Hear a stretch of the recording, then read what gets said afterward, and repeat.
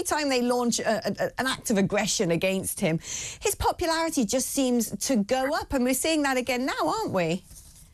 Yeah, Alex, I'm concerned that in the United States, politicians are going to get the wrong message from this. They're going to go out on a crime wave, start robbing convenience stores, thinking it's going to help their political polling. That will be the wrong message.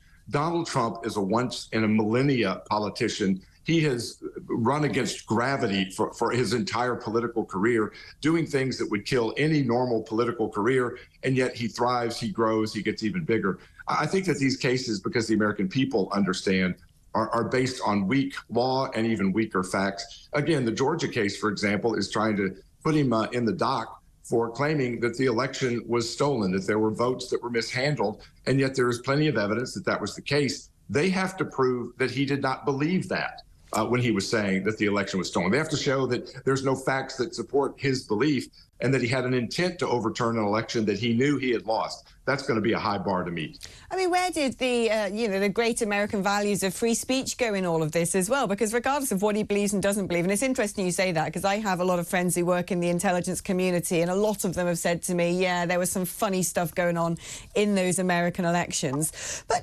it just seems to me that all that's happening is America is looking cartoonish, and the rest of the world are watching. Well, we're going to hell in a handcart in the West, quite frankly. We're looking for strong leadership, and we've got an extremely ancient American president, and another one who, if he does get elected next time round, could be serving as president from a jail cell. Yeah, I hate to bring this up, but in Tennessee a couple of decades ago, a majority leader in the Democrat state house got reelected from jail. So this would not be unprecedented. I don't think Donald Trump gets convicted or goes to jail, but the look is bad. And as you point out, there are serious issues. We got a war in Ukraine. We got a looming conflict potentially with China taking over Taiwan. We've got our southern border is wide open. I know you all are dealing with that in England as well. I guess the only good news, Alex, is that people in England are looking across the pond going, our politics doesn't look that bad over here. Well, I wish we were, but unfortunately, a weak America affects us all. It has to be said. But how have we got to this situation? I mean, you're a former advisor to the Clinton and Bush administrations, probably advising them on various things domestically and internationally. I want you to advise me now. What has gone wrong in America? How come we've got a crotchety old fossil who is basically the president, who's the lead candidate still among the Democrats? You've got a population of 300-odd million people. Is this the best you can do? I would argue that it's not. And we had a debate last night with Republican nominees, and there were a host of candidates on the stage last night that I think were all presenting themselves as an option moving ahead. The problem is Donald Trump's leading by about 40% in the Republican primary polls, and all of these political persecution attacks on him have people pushing back, not necessarily because they love Donald Trump, but they hate the idea that the Democratic Party has weaponized the FBI, weaponized intelligence agencies, weaponized the Department of Justice. I worked as an advisor on international trade for Clinton and Bush years ago, and it was a different time.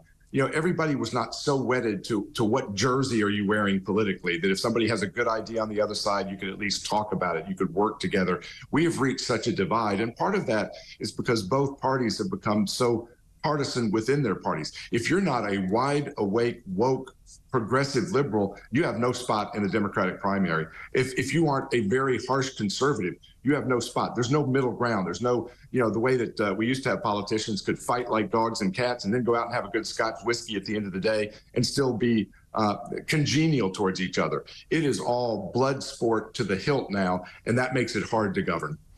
I mean, where does America go from here? I mean, I'm pretty worried that if Donald Trump continues to do well in the polls, indeed wins the next election, which, of course, if he does, it'll probably be refuted anyway, it's just going to lead to people taking to the streets.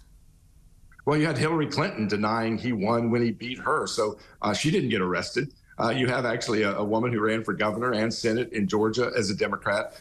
She still denies she lost. She hasn't been arrested. So I think the partisanship in the courts is the most disturbing thing. I don't know how we come together and start moving forward where people trust the process when it has been so damaging to the credibility of once great entities, the FBI, the Department of Justice. Those used to be entities people could believe and have credibility. We've lost that, and I don't know, frankly, how we get back to it. And as you point out, we have serious, serious problems in the world, and what happens here affects folks all over the world. And there are adversaries of the U.S., adversaries of Western Europe that will take full advantage of this. Part of it may be Putin and Ukraine right now. Part of it may be what Xi and China do next. Yeah, I'd start off by dealing with the sandal-wearing dot-com bros in San Francisco and pull the plug on some of the social media sites. I don't think that helps matters. But what can we look forward to this evening, if we can look forward to it at all, Steve? I mean, what Donald Trump is he on his way to Atlanta already? Yeah, you know, this is county fair season in the South, Georgia, Tennessee, Alabama, the rest of the South. The only thing they're missing from having a full-on county fair event is a Ferris wheel and a concert, I think, with the circus and sideshow that's going to take place today. You mentioned the mugshot. I guarantee you Donald Trump will be selling T-shirts with his mugshot on them, raising millions of dollars for his campaign by tomorrow. And that is, again, the problem with this whole thing is it doesn't look serious. There are some serious aspects to it, but it isn't being taken seriously by a lot of folks around the world because it looks so bizarre. Yeah, what sort of time do you think that mugshot's going to hit mobile phones? What time in America? What time at EST?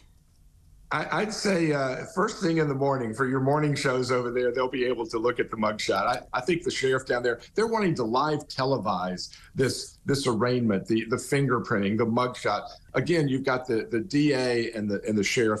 This is all about them, elevating their profile at the expense of America. They're going to live televise this thing, and it's, again, all about them and re-election in their partisan Democrat districts. Not about justice. Steve, do you know what you should be saying to your countrymen from us Brits? Can you stop being reality TV and just get back to reality? We need a strong America. Steve